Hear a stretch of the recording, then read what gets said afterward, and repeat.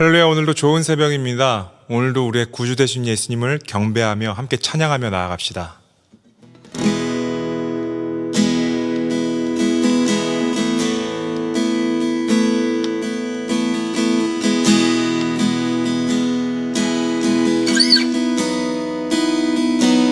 산들이 옮겨지는 시간, 바람이 길이 나타날 때다. 이 지구의 주인, 전국보다 높으신 주인,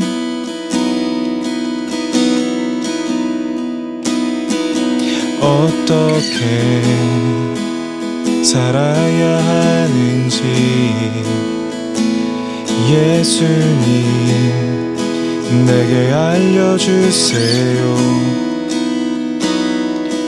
내 인생의 주인, 전국보다 높으신 주인,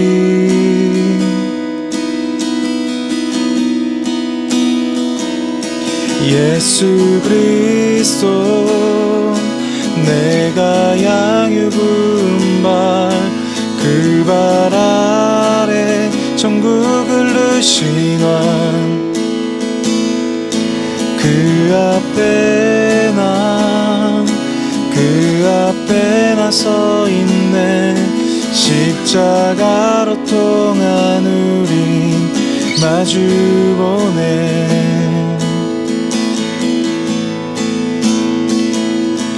온 우주에 꽉 찬 하나님 영광,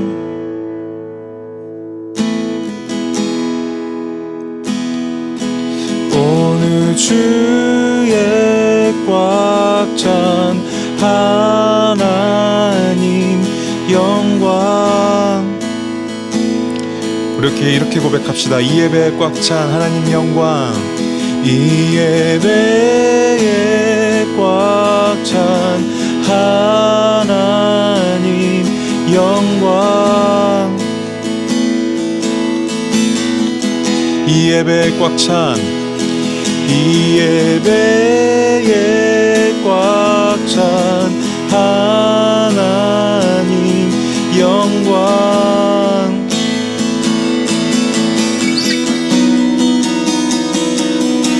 예수 그리스도 내가 양육은 그 발 아래 천국을 누시나, 그 앞에 나 서 있네. 십자가로 통한 우린 마주보네. 예수 그리스도 내가 양육은 그 발 아래 천국을 누시나, 그 앞에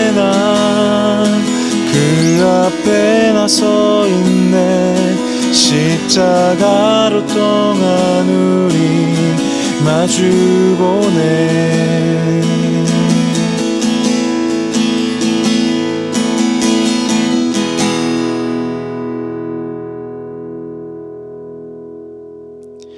우리 사도신경으로 신앙 고백 드리겠습니다. 전능하사 천지를 만드신 하나님 아버지를 내가 믿사오며 그 외아들 우리 주 예수 그리스도를 믿사오니 이는 성령으로 잉태하사 동정녀 마리아에게 나시고 본디오 빌라도에게 고난을 받으사 십자가에 못 박혀 죽으시고 장사한 지 사흘 만에 죽은 자 가운데서 다시 살아나시며 하늘에 오르사 전능하신 하나님 우편에 앉아 계시다가 저리로서 산자와 죽은 자를 심판하러 오시리라. 성령을 믿사오며 거룩한 공회와 성도가 서로 교통하는 것과 죄를 사하여 주시는 것과 몸이 다시 사는 것과 영원히 사는 것을 믿사옵나이다. 아멘. 아멘. 네, 오늘은 덕분의 의식으로 뛰라. 덕분에 의식으로 뛰라라는 제목으로 하나님 말씀 증거하도록 하겠습니다. 사도행전 3장은 크게 두 부분으로 나눌 수 있습니다. 안진뱅이 기적, 그 다음에 베드로의 설교. 베드로의 설교는 사도행전에 여러 번 설교가 있는데 오늘은 두 번째 설교입니다. 첫 번째는 어디였죠? 그 오순절날 설교한 거였죠. 오늘은 두 번째 설교로 이걸 솔로몬 행각 설교라고 합니다. 그 성전 주변에 162개의 기둥이 있는데 그 기둥 하나하나에 그 당시에 말씀을 선포하는 자들, 그 당시에 그 예수님도 거기서 선포하셨죠. 그런 기둥 하나 그런 것은 전체적으로 솔로몬 행각이라고 얘기를 해요. 그래서 거기서 말씀을 선포하는 자리. 오늘 베드로가 이 안진뱅이 기적을 일으킨 다음에 솔로몬 행각 설교를 하는데 이 행각 설교를 통해서 우리가 두 가지 살펴볼 수 있다고 생각합니다. 차례대로 한번 보도록 하겠습니다. 첫 번째는 연속성을 가지고 일하라 이거예요. 연속성. 베드로가 지금 기적이 일어난 것을 그대로 버리지 않습니다. 그걸 그대로 이용해서 설교로 이어가요. 그래서 예수님을 전하는 도구로 기적을 사용합니다. 그러니까 참 이것이 굉장한 강력함인데 기적을 통해서 예수 이름의 위력을 맛봤고 기적을 통해서 사람들이 주목이 됐잖아요. 그걸 절대로 그냥 흘려보내지 않고 그 예수님을 바라보게, 심지어 왜 우리를 바라보고 있느냐, 예수님 바라보라 하면서 설교를 이어갑니다. 그러니까 연속성을 가지고 일하는 거거든요. 그러니까 이 연속성을 가지고 일하는 것이 굉장히 강력합니다. 예수님도 마찬가지죠. 예수님도 모든 그 자기 주변에서 일어났던 일들 이거를 사용하셔서 기적을 베푸시고 기적 가운데 사람들이 주목해 있자 거기서 축복하시고 거기서 전도하시고 거기서 다시 한번 제자들을 부르셨다라는 거예요. 전부 다 기적을 활용하십니다. 지금 보면은 예수님의 제자 이 베드로가 기적을 베풀었다. 이것은 상당히 우리가 볼 때는 스펙타클하고 감사할 수 있는 일이지만 사실은 굉장히 위험한 일이라는 거 여러분 잊지 마십시오. 이게 어떤 거냐면 예수님은 항상 보면은 기적을 베푸시고 그 주변을 사용해서 설교를 하셨지만 그 주변에는 모두 있었냐면 예수님을 음해하는, 예수님을 공격하는 바리새인, 또 율법학자, 대제사장의 졸개들도 숨어 있었단 말이에요. 그럼 늘 죽이는 시도도 같이 했습니다. 오늘 이 기적이 일어나는 것은 동시에 베드로와 요한도 그것 때문에 어려움에 처할 수 있는 상황이라는 거예요. 그런데 베드로는 오히려 그 기적을 이용해서 전혀 머뭇거리지 않고 오히려 바로 설교로 이어갑니다. 오히려 자기를 더 위험한 상황으로 끌고 가요. 이 사람들이 예수님의 제자 아니야 뭐 하기도 전에 자기가 벌써 예수님을 증거해 버립니다. 이렇게 연결이 되거든요. 이게 가능한 이유는 뭐뭐 때문에라는 의식으로 살아가지 않고 뭐뭐 덕분에 의식으로 살아가기 때문에 가능하다라는 겁니다. 성령이 임하시면 뭐뭐 때문에라는 말로 핑계대지 않고 뭐뭐 덕분에 말로 오히려 내게 주어진 분리할 수 있는 상황을 이용해 버려서 하나님께 영광 돌리는 사람으로 나아간다라는 거예요. 그래서 여러분 연속성을 가지고 일을 하는 것이 강력하다, 가속이 붙는다 그러죠. 탁탁탁 이어져서 일하는 게 가능하기 위해서는 뭐뭐 때문에라는 의식 있는 사람은 절대 그렇게 할 수 없습니다. 뭐뭐 덕분에라는 의식 있는 사람이 그게 가능하게 되는 거예요. 이게 사실은 뭐뭐 때문에 뭐뭐 덕분에 이게 영어로는 잘 뉘앙스가 전달이 안 될 수 있지만 한글 이 한국어로는 뉘앙스가 전달이 잘 된다고 생각해요. 이 열매가 완전히 달라요. 덕분의 의식과 때문의 의식은 좀 다릅니다. 예를 들어 이런 거죠. 오늘 이 성령 받은 사람들의 자세죠. 베드로와 요한 성령 받았어요. 그리고 기도하러 나오는 사람의 자세 동시에 같이 보여준다고 생각합니다. 이 사람들이 제9시에 기도하면서 들어가다가 일어난 일이거든요. 근데 기도하는 사람들의 마음속에 뭐뭐 때문에 안 돼요, 뭐뭐 때문에 힘들어요가 아니라 주님 덕분에 내가 이렇게 나아가고 있습니다. 그 덕분의 의식이 더 강한 거 아니겠습니까? 그거 기도하면서 나아가지 않았겠습니까? 그런데 오늘 안진뱅이를 만난 거죠. 그래서 때문에와 덕분에는 좀 달라요. 때문에는 보통 언제 나오냐면 앞에 이런 게 나오죠. 이것 때문에 안 돼요, 저것 때문에 힘들어요. 본능적인 단어입니다. 때문에는 생각할 필요가 없어요. 아세요? 때문에는 뭘 생각할 겨를 없이 바보도 때문에 얘기합니다. 이것 때문에 못 움직여요, 이것 때문에 힘들다고요, 얘기해요. 그거 즉시적인 단어라고. 덕분에는 묵상의 언어입니다. 덕분에는 바로 안 나와요. 이것 덕분에 이것까지 할 수 있게 됐구나. 결국엔 이것 때문에 결국엔 이것까지 되겠는걸? 생각의 언어가 덕분에입니다. 달라요. 그래서 내가 어떤 단어를 주로 쓰는지 한번 녹음해 보라고. 뭐뭐 때문에, 뭐뭐 때문에. 덕분에라는 쓰는 순간 뭔가 대상이 있는 거죠. 이거 덕분에, 그리고 하나님 덕분에. 그래서 참 중요한 게 예수님 덕분에, 하나님 덕분에 이런 식으로 자꾸 이렇게 어떤 그 멀리 보내지 말고 내가 오늘 내 앞에 일어난 일을 때문에로 해석하는가 덕분에로 해석하는가. 핑계를 입에 달고 다니는 사람 있죠. 때문에 항상 불만 있는 거예요. 항상 이것 때문에 안 돼, 저것 때문에 안 돼. 아니에요. 덕분에라는 의식으로 가야죠. 이거 덕분에 오히려 기회를 사용하게 됐어. 안진뱅이 기적 덕분에 예수님을 증거하게 돼버렸구나. 그러니까 베드로가 흔들리지 않는 모습이 나오는 거예요. 거기서. 기적 때문에 같이 흥분하고 기적 때문에 이것 때문에 더 위험해지는 거 아니야? 베드로와 요한이 피하더라가 아니라 아싸 이거 덕분에 더하게 됐네. 그러니까 여기서 이 덕분이라는 의식 때문에 그들이 갖고 있는 최초의 그 초기 그 목적과 초기 방향이 흔들리지 않더라는 겁니다. 그리고 여러분 때문에란 말과 덕분에는 이게 엄청난 차이가 있는 게 뭐냐면 때문에는 주로 남 탓, 그러니까 쉽게 말해서 남과 비교하는 사람이 자주 쓰는 용어예요. 쟤 때문에 안 돼 그거예요. 덕분에는 자기와 경쟁하는 사람이 씁니다. 이거 덕분에 내가 잘 됐어. 이거 덕분에 내가 더 들어가게 됐어. 이거 덕분에 내가 더 단단해졌어. 덕분에는 자기와 경쟁하는 사람이 쓰는 단어예요. 그러니까 여러분 어떤 단어를 취할지 우리가 분명해졌죠. 이거를 잘했던 사람이 미켈란젤로입니다. 미켈란젤로 부오나로티 뭐 이게 풀네임인데 이 사람이 사실은 우리가 아는 것처럼 건축, 회화, 조각 사실 다 분야가 다르거든요. 이거 다 통일한 사람이 미켈란젤로예요. 이 사람이 시스티나 그 성당의 천장에 그 그림을 그린 사람이기도 한데 사실 여기서 이제 보면은 이게 어떻게 완성되는지 한번 보면 천장에 그린 거잖아요. 이 고개를 꺾고 그리는 거라고. 이거를 얼마 정도 했냐면 4년 동안 그린 거예요. 4년 동안. 그러니까 여기 막 목 디스크 터지고 막 등 막 휘고 이걸 다 한 거죠. 노인네가 그린 거예요. 4년 동안. 근데 이걸 프레스코화라고 하는데 이게 사실은 산화칼슘으로 된 겁니다. 그래서 그 뭐예요? 그 회반죽이죠. 회반죽을 가지고 벽에 그 그려지는 벽화인데 이게 참 신기한 그거라서 수성이에요. 수성으로 그리는데 마를 시간에 적절히 마를 시간에 딱 그려줘야 돼요. 그래서 너무 빨리 그리잖아요. 물기가 있는 상황에서 그리잖아요. 빨리 끝내버리겠다. 그러면 곰팡이 습니다. 근데 이게 또 너무 늦게 그리잖아요. 그러면 벽지가 벽이 그대로 뚝뚝 떨어져요. 그 무게를 견디지 못해서. 그래서 이거를 적당한 시기에 벽이 마름 또 물감의 마름을 보고 같이 그려줘야 된다는 거예요. 그러니까 이걸 하니까 4년 동안 혼자 그린 거예요. 만약에 그렇게 4년 동안 혼자 기다렸다 그리는 시간이 없었다면 이 그림은 사실 50년밖에 못 간대요. 뚝뚝 떨어지고 썩은 냄새 나고 그러니까. 근데 이거를 적당한 시기를 찾으면서 기다리면서 그리다 보니까 4년 동안 그렸는데 혼자 그린 거예요. 혼자. 그동안에 있었던 4명의 조수들이 있었는데 다 뭐 최초에 있다가 다 쫓아냈어요. 못 견뎌하니까. 자기 너무 힘들고. 그죠? 근데 이 그림을 그리고 나서 1508년에 성당에 금이 갔습니다. 그때 그 교황이 누구냐면 이거예요. 그러니까 이 그림을 그린 이제 배경인데 교황이 이런 얘기를 합니다. 딱 이 건물을 건축한 교황이 있어요. 식스투스 4세라고 그 사람의 친조카가 그 당시 교황이었어요. 율리우스 2세였는데 하여튼 야심이 있었어요. 어떤 야심이냐면 이 건축한 우리 삼촌 교황보다 내가 더 뛰어나 보이리라.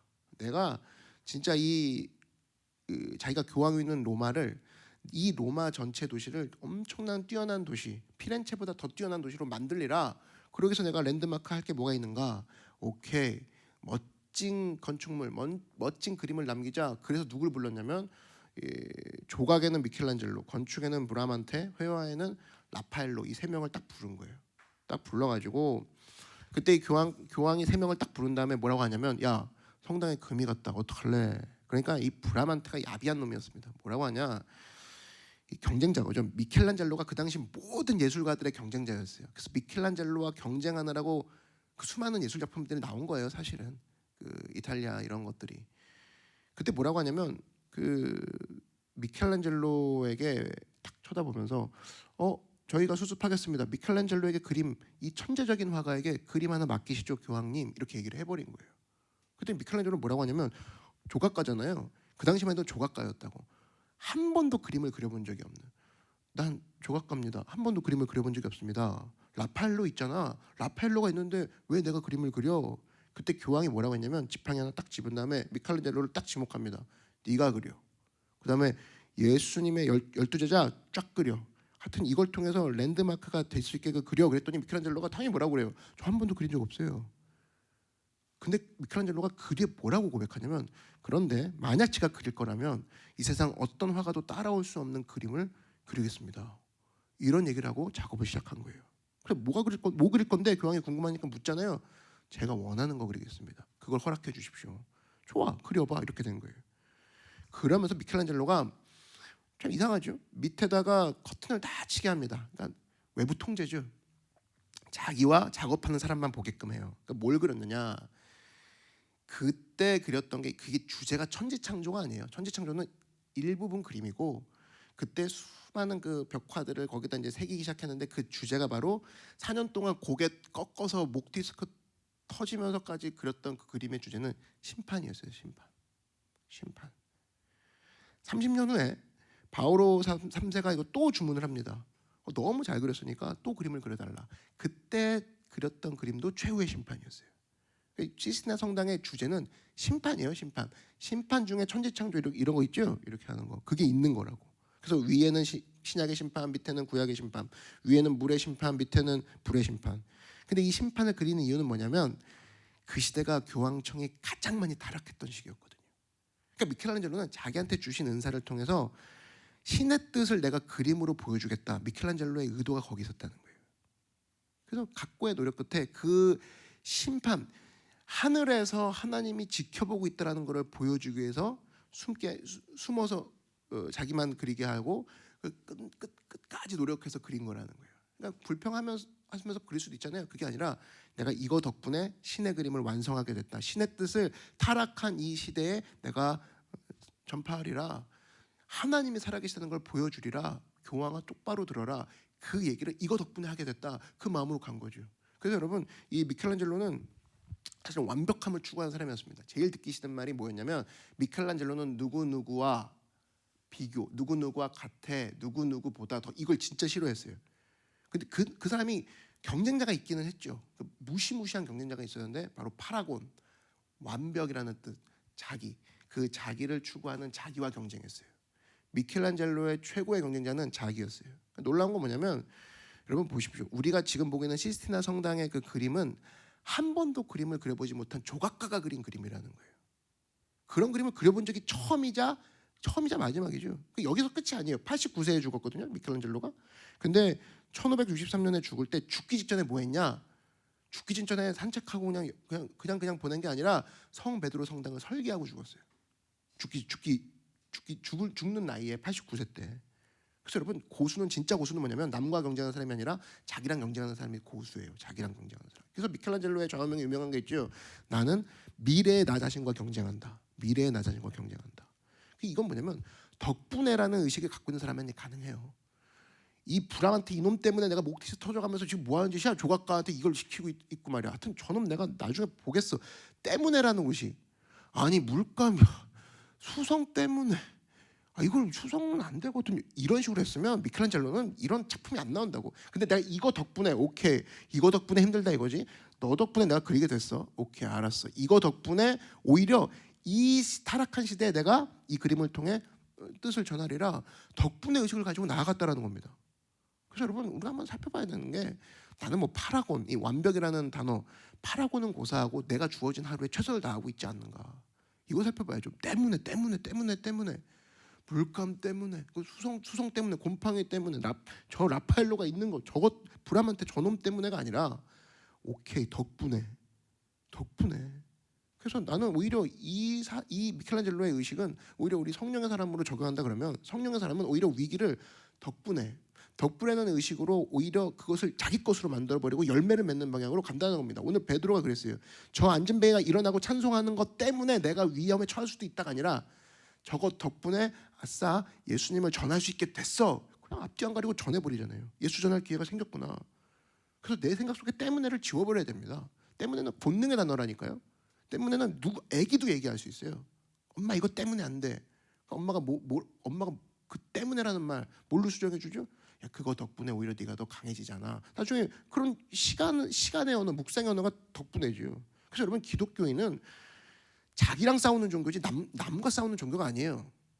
뭐 요번에 뭐 코로나 때문에 뭐 여러 교회 그 잘하는 교회도 있고 못하는 교회도 있지만 못하는 교회 특징이 뭡니까? 맨날 남과 싸우자 그래요. 기독교는 그런 종교 아닙니다. 자기랑 싸우는 종교라고. 자기랑. 그거는 뭐뭐 때문에 안 된다는 거기서 나오는 거거든요. 저것 때문에 우리가 예배를 못 드렸어. 저것 때문에 뭐 우리가 힘들어. 무슨 때문에요? 때문에. 오히려 그거 덕분에 우리 예배가 간절해지고 사모해졌어. 코로나가 오히려 우리가 준 건 덕분에라고. 덕분에. 그럼 코로나뿐이겠습니까? 비단? 내 삶 가운데 얼마나 때문에가 많아요. 덕분에를 붙잡아요. 덕분에. 그래서 여러분 덕분에 의식을 가지고 주님 주신 자리에서 열매를 맺고 그 가운데 더욱더 나아가 베드로와 같이 쓰임받는 여러분 되기를 주의 이름으로 축원합니다. 또 하나 오늘 설교가 보여주는 거 뭐냐면 이 베드로의 제2 설교, 이 솔로몬 생각 설교는 성령이 얼마나 인격적인지를 보여줘요. 인격적인. 사도행전 3장을 아까 두 부분으로 나눌 수 있다고 그랬죠. 기적과 설교로 나눌 수 있다고 했습니다. 이걸 세 부분으로 나눌 수 있어요. 뭐냐면 기적과 그 다음에 말씀과 적용이에요. 기적과 말씀과 적용. 뭐냐면 안진뱅이의 기적이 일어났잖아요. 베드로가 이 기적을 말씀으로 이어냅니다. 기적을 기적으로 끝내지 않아요. 그 다음에 이 말씀을 들은 백성들에게 응답을 촉구합니다. 결론을 주지 않고 너희들이 선택하라 이렇게 가요. 마치 여호수아가 했던 것처럼. 기적과 말씀과 응답이 있어요. 촉구가 있어요. 여러분 보면은 기적과 말씀이 있다는 얘기는 뭐예요? 기적은 눈에 보이는 거, 감각적인 거 누구나 볼 수 있는 게 기적이죠. 근데 말씀은 뭡니까? 논리적이에요. 오늘 굉장히 논리적인 얘기가 쭉 나옵니다. 그래서 여기 보면은 모세 이야기도 나오고요. 모세는 그 율법을 대표하는 거고 사무엘 이야기도 나옵니다. 사무엘은 선지자를 대표해요.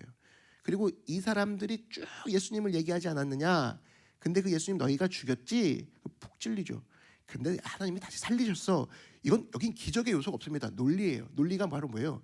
인격이죠. 인격적으로 대하고 있는 거예요. 사람들을 이해시키는 거라고. 기적은 이해시킬 수 없는 영역이지만 설교는 이해시키는 거죠. 인격적으로 대하는 성령님을 보여줘요.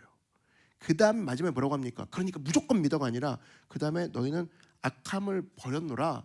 너희는 어떡할 건데? 마지막 결론이 나지 않습니다. 마지막은 백성들에게 바톤을 넘겨줘요. 너희들 어떡할 건데? 그러니까 우리가 어찌할 거가 거기서부터 터져 나오는 거예요. 그러니까 이게 성령이 얼마나 인격적으로 일하시는지를 보여줘요. 여러분 보십시오.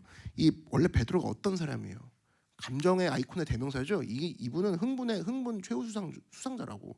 흥분의 대명사. 근데 이 사람이 기적이 탁 터졌어요. 같이 흥분하지 않죠. 오히려 차분하게 설교를 시작합니다. 쫙 내려와요. 빌라도부터 시작해서 너희가 누구 넘겨줬어?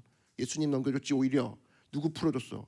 바다 풀어줬지. 근데 어떻게 됐어? 하나님이 다시 살리셨지. 여기 보면은 생명의 주란 얘기가 나오죠. 생명의 주요. 이 13장 15절에 영어 성경이 훨씬 더 잘 표현됐다고 합니다. Author of life라고 돼 있어요. 너희가 생명의 저자를 죽였도다 이런 얘기를 해요.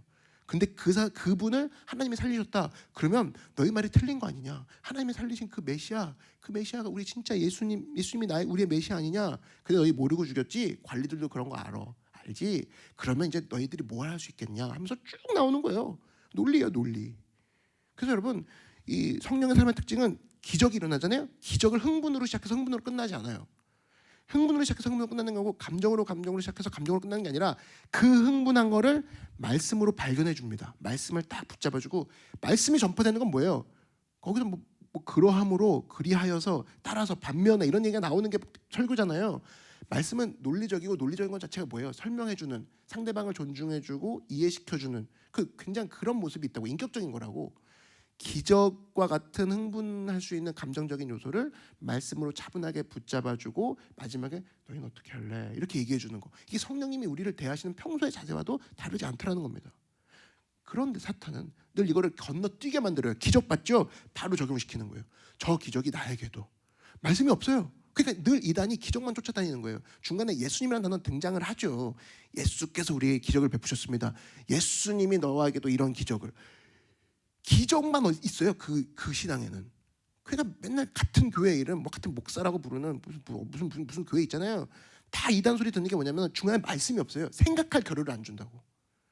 기적이 빵 터졌잖아요. 막 은혜 받았잖아요. 병장 일어났잖아요. 그러면 정상적인 교회는 이것을 통해서 낫게 하신 예수님을 바라봅시다. 그러나 그 주님이 왜 우리 가운데 이렇게 기적을 베푸셨는지 아십니까? 그가 죽으심으로 말미암아 우리에게 진정한 생명을 주기 위함입니다. 예수님만 바라봅시다. 그 과정, 설교라는 과정을 통해 흥분한 백성들, 흥분한 성도들을 오히려 설교로 차분하게 시켜버리고 그 다음에 너희들은 어떻게 살래로 넘어간다고. 근데 이상한 교회 있잖아요. 이상한 교회. 이상한 교회가 왜 이상한 교회냐면 중간을 뛰어넘게 만들어요. 기적, 그건 바로 너. 기적은 너가 취할 수 있는 거. 중간 말씀이 없어요. 그러니까 이단은 생각 없이 설교 안 듣고 말씀 안 읽고도 교회 다닐 수 있어요. 지금도 보면 교회 다니는데 말씀을 안 읽어요? 그러면 이단이나 마찬가지예요. 기적이 일어날 때만 반응하는 거예요. 저 기적만 내 거라는 거예요. 그냥 기적을 쫓아다니는 거예요. 기적. 그냥 미치는 거예요. 기적이 일어나고 기적 강조하고 거긴 십자가가 없고 어떻게 살라도 없고, 그죠? 마지막에 이 모습을 통해서 하나님 앞에 나아가는 내가 변화되는 모습이 없어요. 그러니까 이상한 교회가 되는 거예요. 이상한 이단이 되는 거예요. 항상 밸런스가 있다고. 기적이 일어나잖아요. 흥분한 일, 이례적인 일이 벌어졌을 때 우와 하면서, 우리가 여러분 선교 갔다 와서 선교 보고하고 선교 간증하는 이유가 뭡니까? 선교 때는 이해할 수 없는 일들이 벌어지죠. 그런데 갔다 와서 그걸 통해서 우리 예수님 발견했다, 그 얘기예요. 자기도 차분해지고. 갔다 와서 흥분하면서 발표하는 사람이 있어요? 없어요. 원고 가지고 아니면 주어진 시간 안에 발표를 차분히 해가는 것 가운데 모든 사람이 끄덕끄덕 대면서 그렇지, 저 예수님을 나에게도 적용해야지, 다음 선교도 제가 가볼게요, 이렇게 되는 거라고. 이 모습이 바로 뭡니까? 여러분 기적을 맛보면 항상이에요.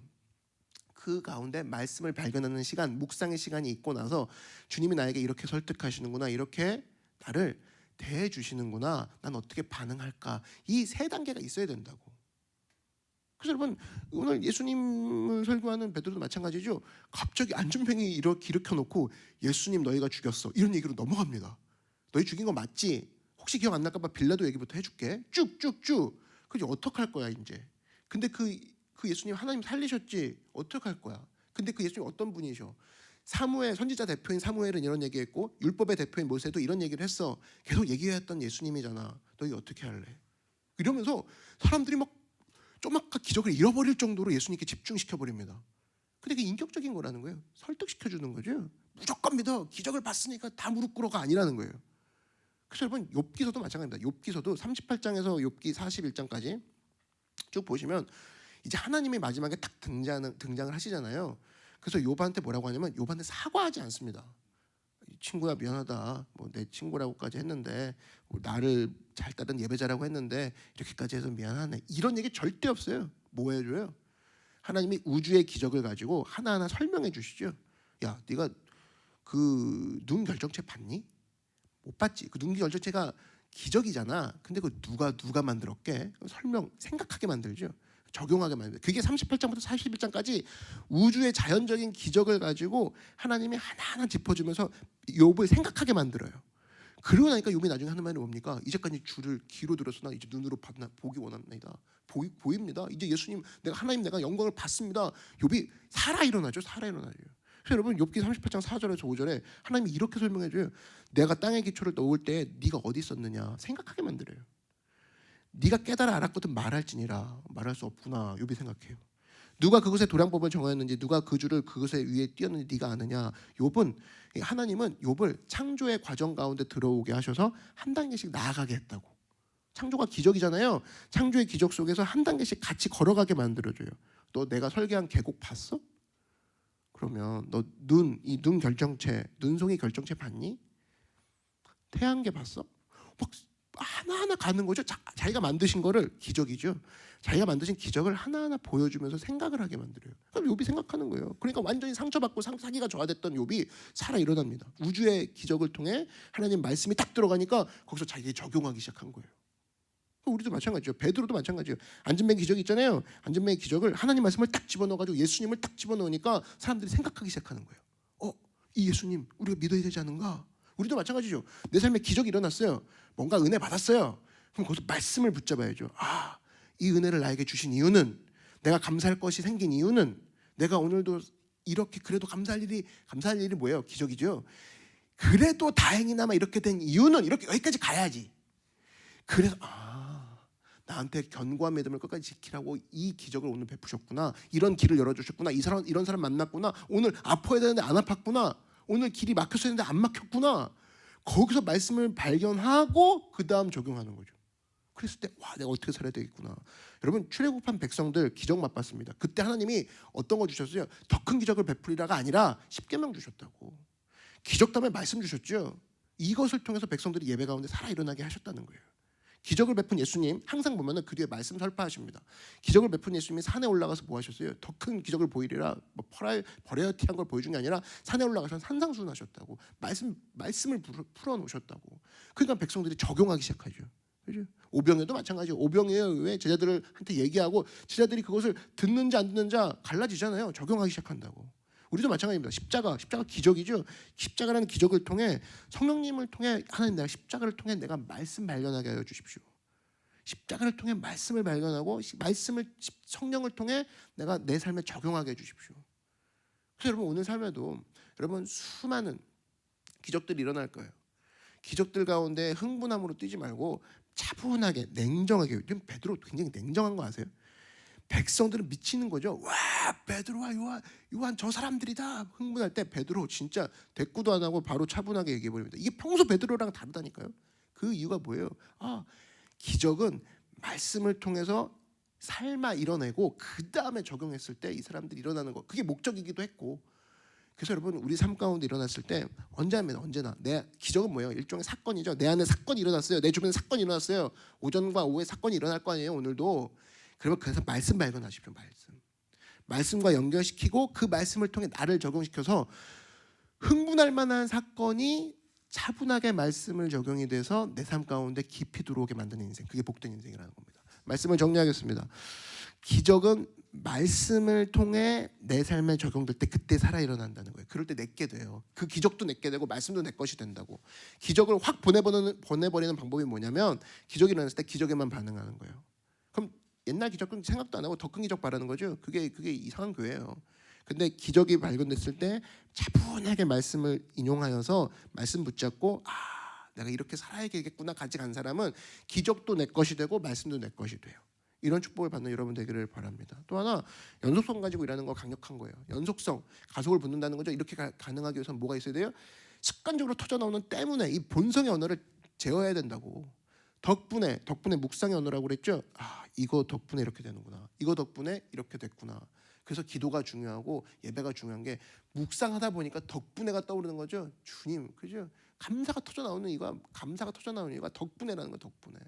그래서 여러분, 기도와 말씀을 통해서 언제나 내게 주신 환경 안에서 불평불만하지 않고 덕분에를 사용해서 흔들리지 않는 믿음으로 열매 가운데, 사명 가운데 큰일 감당하는 여러분 되길 주의 이름으로 축원합니다.